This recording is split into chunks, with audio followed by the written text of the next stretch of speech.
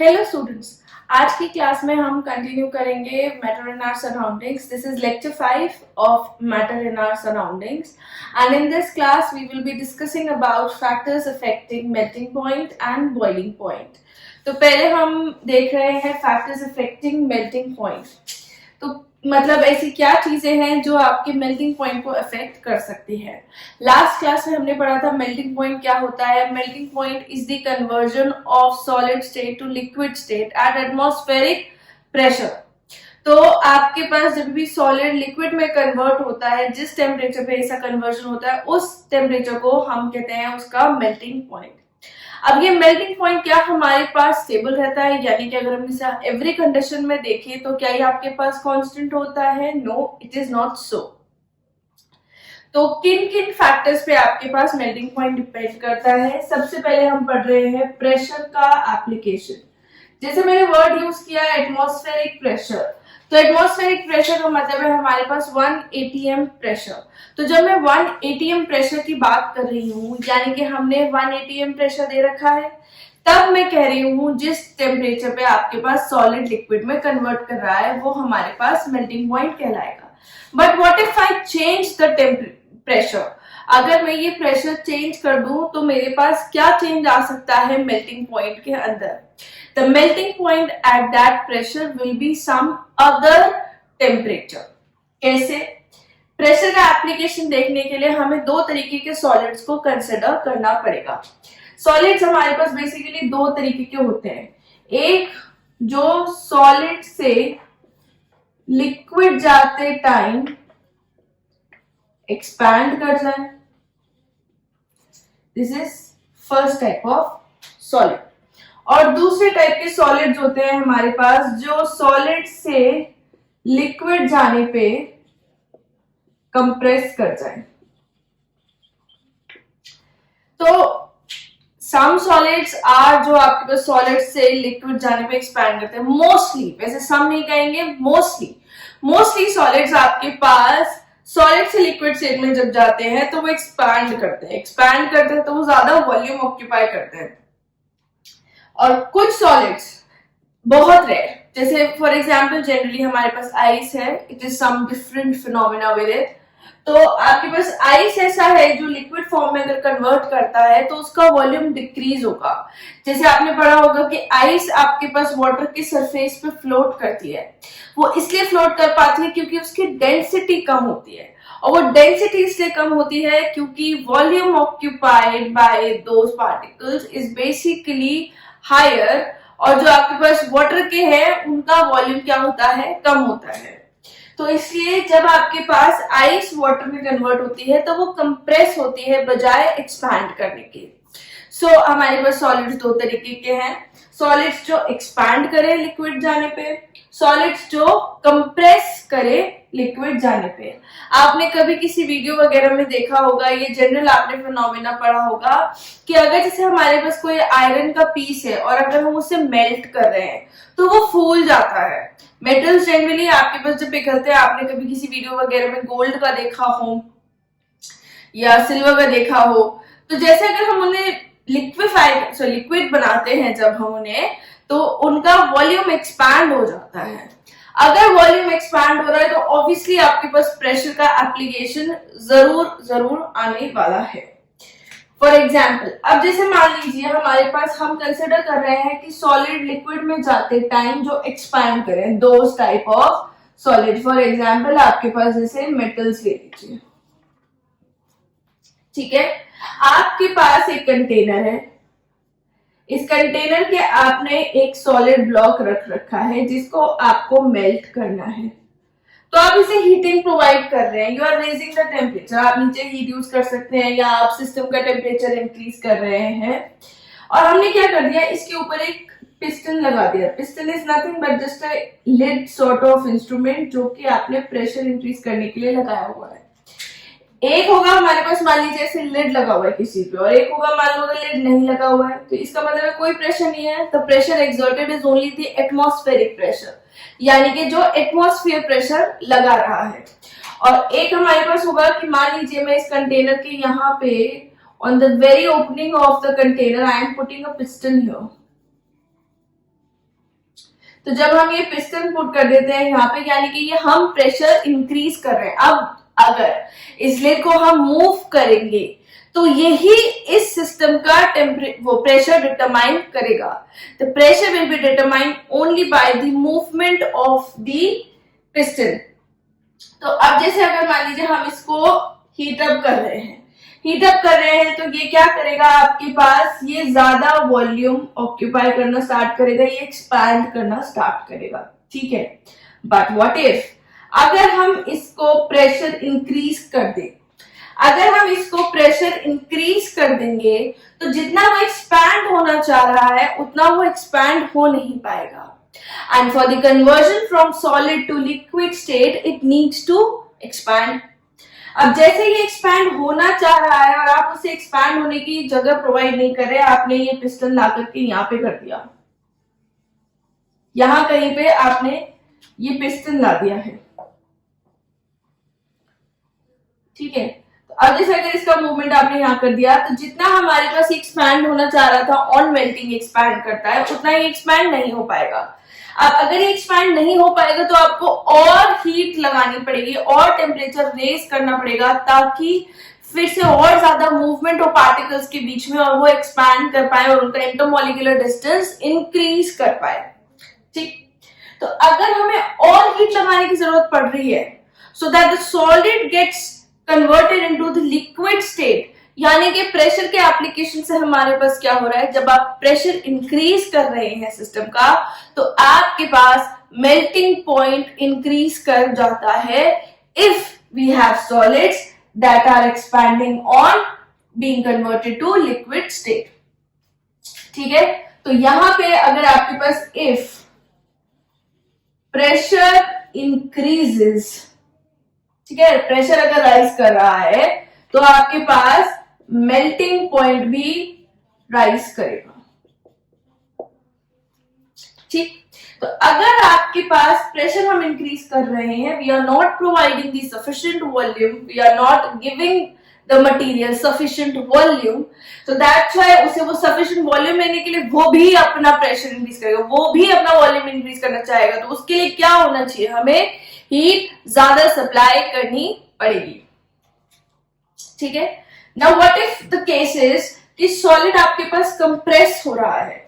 अगर हमारे पास solid compress होता है, so now suppose this is a system, ठीक है, यहां पे अगेन हमने एक पिस्टन लगा रखा है, यानी कि प्रेशर हमारे हाथ बात है कि हम कितना उस पर प्रेशर डालना चाह रहे हैं।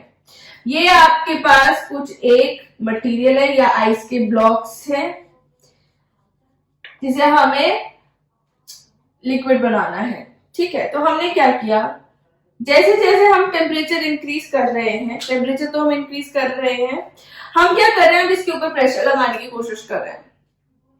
ये खुद तो कन्वर्ट हो ही रहा है क्योंकि हम टेम्परेचर लगा रहे हैं, और फिर उसके बाद में हम इस पे प्रेशर भी इंक्रीज कर रहे हैं। अगर हम इस पे प्रेशर इंक्रीज कर रहे हैं और ये क्या कर रहा है, कंप्रेस होता है लिक्विड होने पे, यानी कि इसको जितना वॉल्यूम चाहिए कंप्रेस हो मतलब लिक्विड होने में वो कम है बजाय जितना इसे सॉलिड में चाहिए था, यानी इसका वॉल्यूम कम हो रहा है।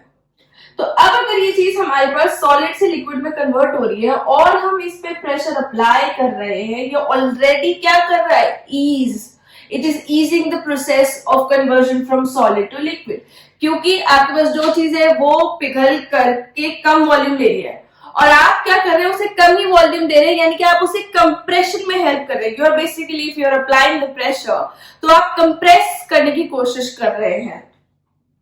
सो यू आर डूइंग दिस, तो जिसकी वजह से हमारे पास क्या होगा, प्रेशर इंक्रीज करने से मेल्टिंग पॉइंट जल्दी आ जाएगा, क्योंकि you are easing the process. वो जो कन्वर्ट हो रही थी आप उस पर और प्रेशर लगा करके आप उसको हेल्प आउट कर रहे हैं, तो यानी कि अब हमें कुछ टेम्परेचर कम लगाना पड़ सकता है। We can do it by the application of pressure as well. तो इस केस में आपके पास if pressure increases, this is for increases, then melting point decreases, यानी कि मेल्टिंग पॉइंट आपके पास अगर x डिग्री सेल्सियस है तो अब x minus something degree Celsius उसका मेल्टिंग पॉइंट हो जाएगा, यानी कि सॉरी इसे और आपके पास और कम टेम्परेचर पे हो जाएगा। ठीक है, so this is about the application of pressure या फिर फैक्टर अफेक्शन प्रेशर का इफेक्ट आपके पास मेल्टिंग पॉइंट के ऊपर। If you are having any doubt you can ask it in the comment section, या फिर आप लाइव चैट वाले सेक्शन में भी अपने डाउट्स पूछ सकते हैं। We will be there to answer your queries. Please try to ask the question in the live chat box or the comment box so that we know कि आपको कहां पे प्रॉब्लम आ रही है वीडियो के अंदर।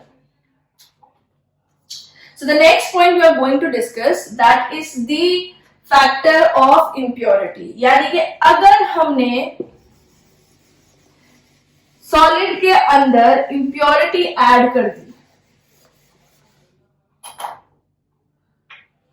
is now we are studying the effect of impurity। अगर आपने impurity ऐड कर दी है तो मेल्टिंग पॉइंट पे क्या फर्क पड़ेगा। ठीक है, अगर हमने impurity ऐड करी है, सी अगर हम किसी चीज में impurity ऐड कर रहे हैं तो दैट मीन्स हम उसके originally presented the molecular forces से कुछ उनमें इंटरफेयर कर रहे हैं, कुछ उनको खराब कर रहे हैं। तो जो already present in the molecular forces of attraction है हम उनके साथ कुछ खिलवाड़ सा कर रहे हैं। तो अगर आपने एडिशन ऑफ इम्प्योरिटी किया है तो ऑलरेडी जो प्रेजेंट बॉन्ड्स हैं वो थोड़े से लूजन अप हो जाएंगे, और जब आपके पास कोई चीज का बॉन्डिंग अगर वीक हो जाएगी तो हमारे पास मेल्टिंग पॉइंट जल्दी आ जाएगा, क्योंकि ऑलरेडी आपको मान लीजिए कुछ ज्यादा टेम्परेचर लगाना था, अब आपने इम्प्योरिटी डाली, उसके ऑलरेडी जो बॉन्ड्स है वो लूज हो गए।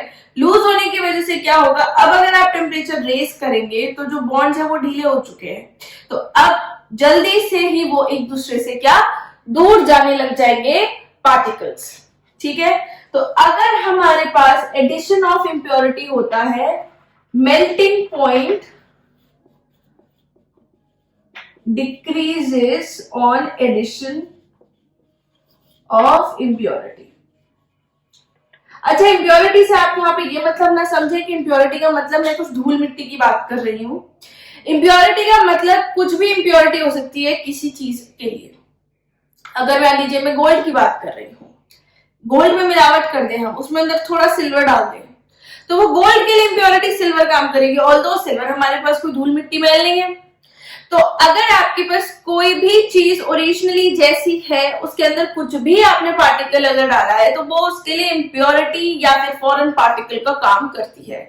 तो अगर आपने इम्प्योरिटी ऐड करी है आपके पास मेल्टिंग पॉइंट डिक्रीज हो जाएगा।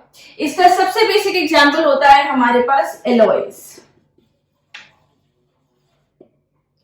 एलॉयज हमारे पास क्या होते हैं, alloys are basically mixture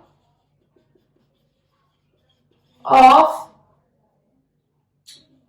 more than one metal or sometimes a non-metal as well। ठीक है, टू और मोर लिख देते हैं, टू और मोर मेटल्स, नॉन मेटल। ठीक है, नॉन मेटल भी इनके अंदर समटाइम्स एडेड होता है, ऐसा नहीं कि नॉन मेटल मिलेगा, मेटल मिलेंगे।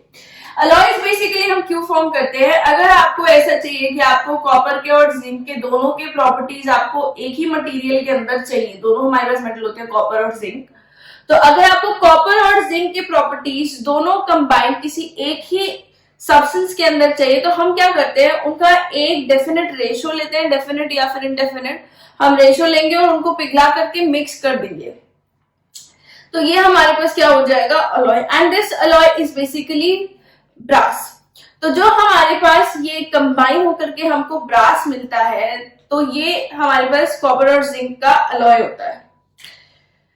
सो we are combining this and this is an alloy. तो इसका जो हमारे पास मेल्टिंग पॉइंट होगा वो ओरिजिनली कॉपर और ओरिजिनली जिंक के मेल्टिंग पॉइंट से कम होगा, क्योंकि जो भी हमारे पास कॉपर के अंदर इंटरमॉलिक्यूलर फोर्सेस थे और जो जिंक के अंदर अपने इंटरमॉलिक्यूलर फोर्सेस थे वो थोड़े डिस्टर्ब हो जाएंगे अगर हम उन दोनों को मिक्स कर देंगे। तो यानी कि फाइनली ब्रास का melting point will be less than the melting point of copper और जिंक इंडिविजुअली। ठीक है, तो अलॉयज हमारे पास it is an example of the decrease in melting point due to the addition of impurity. Cool. Now next we are going to study about the factors affecting boiling point. So now we are going to talk about the factors affecting the boiling point। और boiling point का सबसे major factor जो affect करता है that factor is your pressure।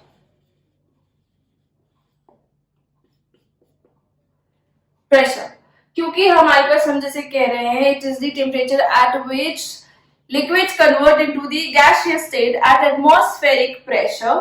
तो आपके पास वो temperature is boiling point. Now what if that pressure is changed. जैसे हम हायर हिली एरियाज पे जाते हैं, तो जब हम हिली एरियाज पे जाते हैं प्रेशर आपके पास डिक्रीज हो जाता है, और प्रेशर डिक्रीज होने की वजह से क्या होता है, वेपर फॉर्मेशन बहुत इजी हो जाता है और वेपर बहुत ज्यादा इंटरमॉलिक्यूलर स्पेसेस क्रिएट कर देते हैं, जिसकी वजह से बॉइलिंग जल्दी हो जाती है और बॉइलिंग पॉइंट आपके पास जल्दी आ जाता है।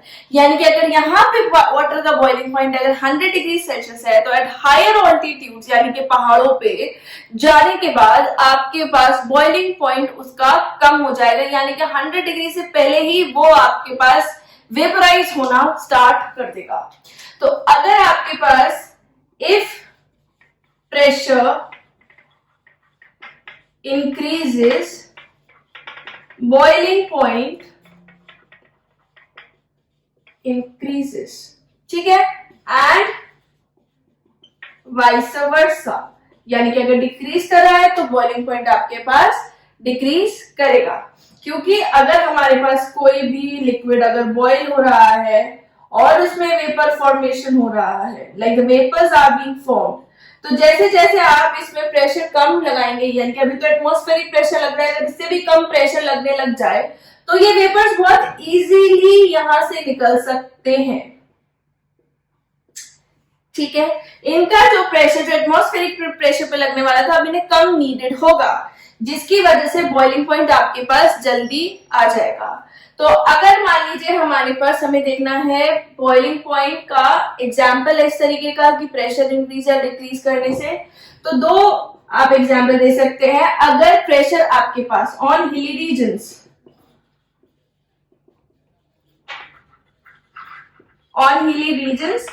प्रेशर इज लेस, जो आपके पास हिली एरियाज होते हैं वहां पे एटमॉस्फेरिक प्रेशर बहुत कम लगता है, जिसकी वजह से वाटर आपके पास जल्दी बॉयल हो जाता है।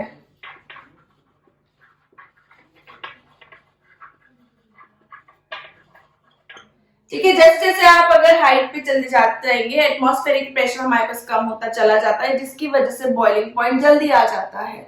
सो दैट अगर हम मान लीजिए अगर हम हिली एरियाज पे खाना पकाना चाह रहे हैं तो वो बहुत थोड़ा डिफिकल्ट हो जाता है, क्योंकि जो आपके पास वाटर है वो बहुत जल्दी जल्दी वेपराइज होता रहेगा, उसका बॉइलिंग पॉइंट जल्दी आएगा, वो वेपर जल्दी बना देगा। ठीक है, नाउ सेकेंड पॉइंट हम अगर देखना चाह रहे हैं प्रेशर इंक्रीज करने के लिए, तो आपने प्रेशर कुकर नाम की चीज का मतलब प्रेशर कुकर नाम की चीज का जरूर इस्तेमाल किया होगा या घर पे देखा होगा। प्रेशर कुकर में बेसिकली क्या करते हैं, हमारे पास एक कुकर होता है, कुकर के ऊपर आपके पास एक लिड होती है and you have this handle. ठीक है, तो ये जो हमने लिड लगाई है ना, ये लिड लगाने का मतलब क्या है, हम प्रेशर इंक्रीज करना चाह रहे हैं। एक होता है open container, you are just taking a open vessel और आप इसके अंदर खाना पकाने की कोशिश करिए। ठीक है, इसके अंदर अगर आप देखेंगे खाना आपके पास बहुत टाइम में पकेगा, क्योंकि जैसे ही वाटर का बॉइलिंग पॉइंट आएगा वाटर आपके पास वेपर बना करके उड़ जाएगा, तो जो हीट का ट्रांसफर है टू द फूड वो इजीली नहीं हो पाता। लेकिन अगर हम प्रेशर कुकर की बात करें तो क्योंकि हमने लिड लगा दिया है, अब आपके पास मान लीजिए आपको पोटैटो बॉईल करना है या if you want to boil like cereals and all, आप दालें बॉईल करना चाहते हैं, तो क्या होगा, अगर आपने क्रिएट किया है एक ज्यादा प्रेशर जिसकी वजह से होगा हमारे पास पानी थोड़ा देर से बॉईल होगा। अब वो देर से बॉईल होगा यानी कि जितनी भी एक्स्ट्रा हीट हम उसको प्रोवाइड कर रहे हैं वो ज्यादा टाइम के लिए फूड को प्रोवाइड कर पाएगा। तो प्रेशर इंक्रीज करने से, वो लिड लगाने से हमने क्या किया, वाटर के बॉइलिंग पॉइंट को रेज कर दिया। लेकिन आफ्टर सम टाइम क्या होगा, उसमें इतना प्रेशर क्रिएट हो जाएगा वेपर का, क्योंकि वेपर फॉर्मेशन भी होगा ही। आफ्टर सर्टेन टाइम आपके पास जो वेपर फॉर्मेशन है वो बहुत ज्यादा हो जाएगा। जब वेपर फॉर्मेशन बहुत ज्यादा हो जाता है तो उस वेपर के प्रेशर को रिलीज करने के लिए हमारे पास ये कुकर पे ये विसल होती है। अगर ये विसल ठीक नहीं होती, हम कहते हैं कुकर के अंदर खराबी है, it is a bad cooker, you should not use it, क्योंकि वो फट सकता है। That is only because the vapours created inside will create such pressure कि आपके पास it should be a problem. तो हम क्या करें, कुकर बेसिकली हम इसलिए यूज करते हैं कि आपके पास खाना जल्दी पक जाए। आप ट्राई करके देख सकते हैं, if you are boiling potatoes in a cooker and if you are boiling the same number of potatoes and same type of potatoes in an open vessel, आप देखेंगे कि कुकर में वो जल्दी हो जाएंगे, क्योंकि अदरवाइज दूसरे वेसल में पानी फटाफट से उड़ता रहेगा, ठीक है। और आपके पास कुकर में ऐसा नहीं होगा क्योंकि the boiling point in the pressure cooker is increased, जिसकी वजह से you will have more heat to be provided to the food for more time and it will be cooked more properly.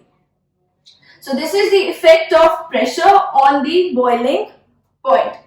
अगर हम boiling point में मान लीजिए किसी impurity का effect देखना चाहते हैं, तो impurity आपके पास, suppose अगर आपके पास ऐसी impurity है, suppose हम बात कर रहे हैं now the second point, this is the first point, the second impurity, non volatile मतलब वो चीजें जो जल्दी से वेपराइज हो जाती हैं। अगर हमने नॉन वॉलेटाइल इंप्योरिटी डाली है, यानी कि मान लीजिए आप नमक डाल दे रहे हैं पानी के अंदर, तो अब अगर उसका बॉइलिंग पॉइंट हम देखेंगे तो वो बॉइलिंग पॉइंट आपके पास इंक्रीज कर जाएगा। तो अगर हम कोई ऐसा सॉलिड लिक्विड के अंदर डाल देते हैं जिसकी जो अपने आप में जिसका बॉइलिंग पॉइंट इतना कम नहीं है, जो इतनी जल्दी वेपराइज नहीं होता है, तो आपके पास लिक्विड का बॉइलिंग पॉइंट इंक्रीज कर जाता है, ठीक है। Boiling point of liquid will increase. So आपके पास यहाँ पे लिक्विड के बॉइलिंग पॉइंट का इंक्रीज हो जाएगा।